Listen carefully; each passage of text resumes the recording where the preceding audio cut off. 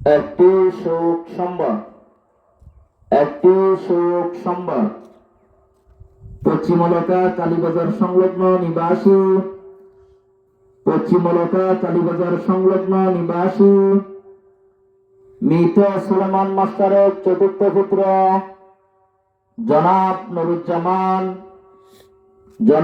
নুরুজ্জামান ওরফে আব্দুস সুবহানের ছোট ভাই গতকাল সকাল 9:30 সময় ফেনীর একটি বেসরকারি হাসপাতালে ইন্তেকাল করিয়াছেন।